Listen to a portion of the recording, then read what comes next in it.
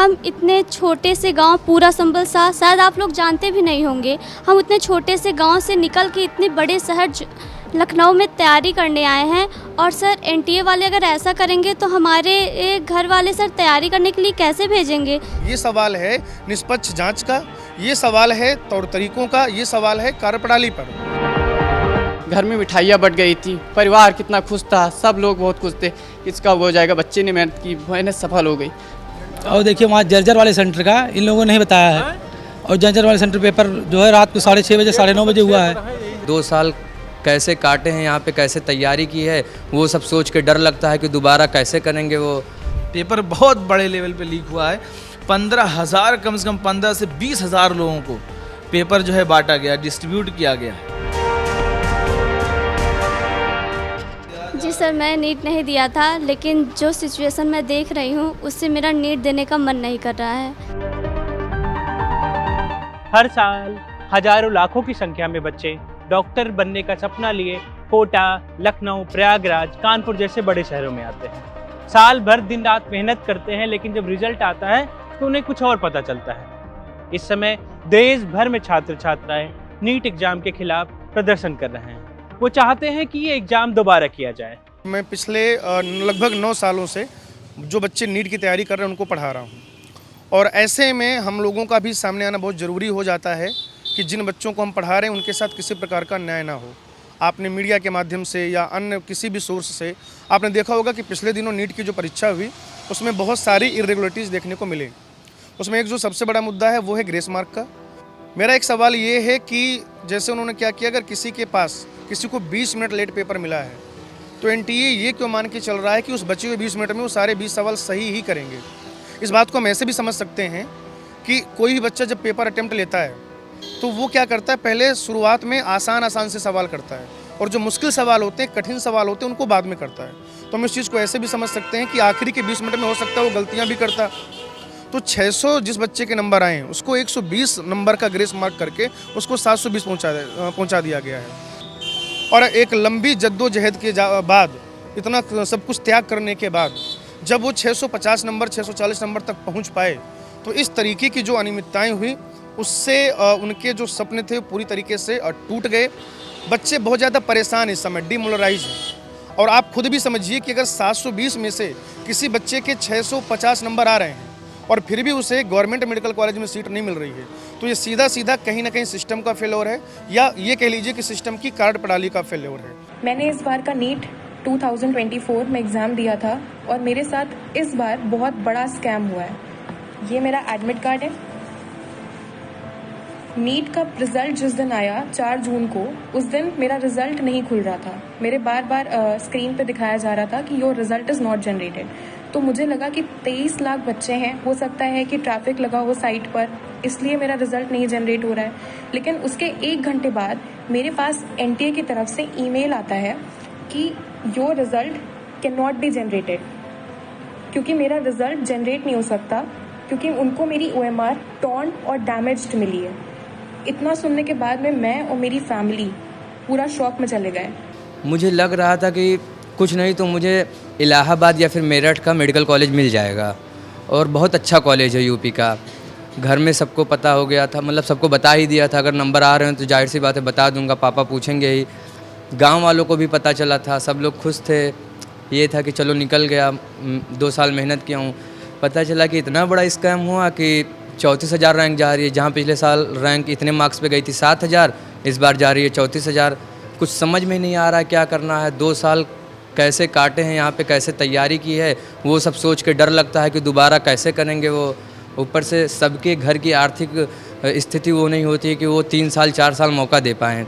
अब मेरे अब्बा कैसे मुझे इतना मौका दे रहे हैं मुझे खुद नहीं मालूम। अब समझ में नहीं आ रहा इन्होंने किया क्या है। अब यही है कि हमको थोड़ी हमारे लिए कुछ किया जाए, हमारे बारे में सोचा जाए।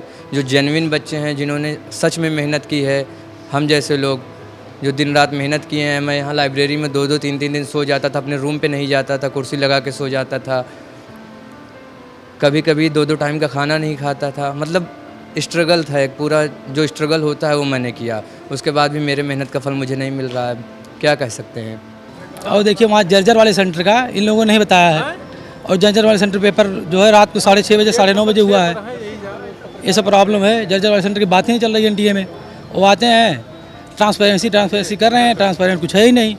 और कट ऑफ इस बार अनएक्सपेक्टेड, मतलब लड़के पिछली बार भी पेपर देते थे, हर साल इंक्रीज कर रहे हैं, number of student her bar increase कर रहे हैं। मान लो पिछली बार 21 लाख दिए थे, इस बार 24 लाख प्लस स्टूडेंट दिए, लेकिन इतनी कट ऑफ अनएक्सपेक्टेड कैसे चली गई? पेपर तो कुछ तो लीक हुआ है, लेकिन हम लोग का मार्क क्यों नहीं आ रहा है? जैसे मार्क आ रहे थे उतने तो आने चाहिए, कुछ लोगों के असीमित बढ़ गए हैं। जो सिचुएशन मैं देख रही हूँ उससे मेरा नीट देने का मन नहीं कर रहा है।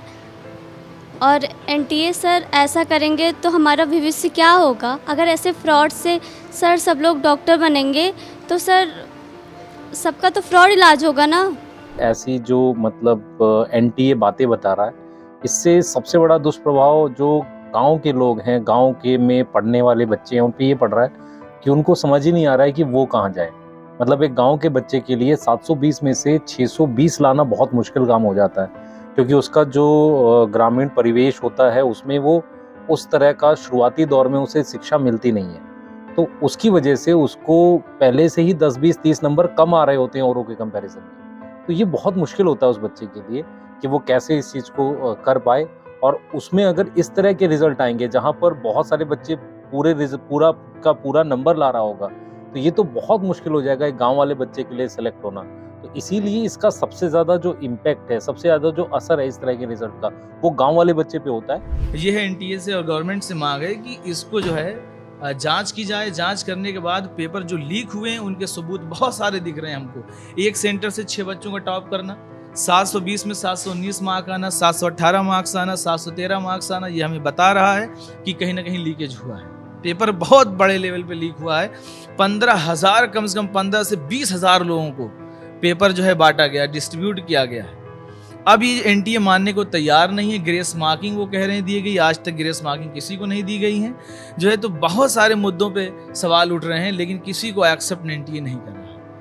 लेकिन उम्मीदवारों के भारी प्रदर्शन के बावजूद नेशनल टेस्टिंग एजेंसी एनटीए के महानिदेशक सुबोध कुमार ने री नीट एग्जाम से साफ इनकार कर दिया है।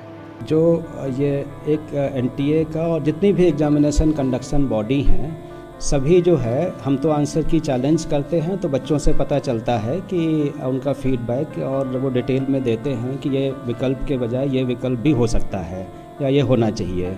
और बाकी भी जो कुछ ऑर्गेनाइजेशन करते हैं तो उसके बेसिस पे ये हर साल एक सेट प्रक्रिया है। हम जेई में भी करते हैं, पिछले साल नीट में भी किए थे, और इस साल सबसे कम जो है केवल एक क्वेश्चन चैलेंज हुआ, मतलब एक क्वेश्चन अफेक्ट हुआ।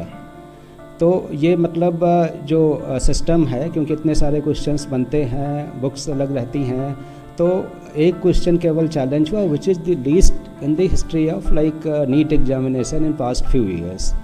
तो एक तो ये हो गया। दूसरा जो इनका जो बच्चों का जो 1563 बच्चों का हमने वो किया, तो इनके जो मार्क्स रिवाइज होके भी कई बच्चों के मार्क्स जैसे नेगेटिव में थे तो नेगेटिव से नेगेटिव में ही रहे, -20 रहे, और कुछ बच्चों के मतलब टॉपर साइड में आ गए।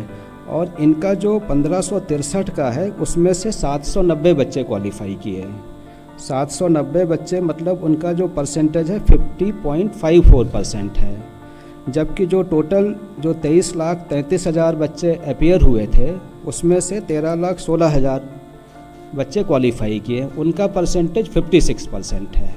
तो कहने का मतलब जो जिनको कंपनसेशन किया गया है उससे ओवरऑल क्वालिफाइंग क्राइटेरिया में या किसी में फ़र्क नहीं पड़ा।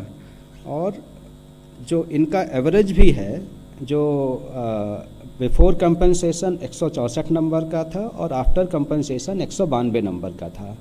और जो टोटल 23 लाख लोग हैं उनका जो एवरेज मार्क्स है वो 217 है। तो कहने का मतलब इनका जो कंपनसेशन के बाद भी एवरेज मार्क्स कम रहता है। अब इशू ये आता है कि केवल एक सेंटर पे इतना क्यों आया, तो उस सेंटर को भी हमने एनालाइज़ किया। उसका जो एवरेज मार्क्स थे वो 235 थे, मतलब जो 23 लाख बच्चों का एवरेज है उससे उनका ज़्यादा था। तो कहने का मतलब रिलेटिवली दी स्टूडेंट्स वहाँ पे बेटर थे, जो मतलब हाई स्कोर कर सकते थे, और हाई स्कोर जिन्होंने बिना कंपनसेशन के भी किया।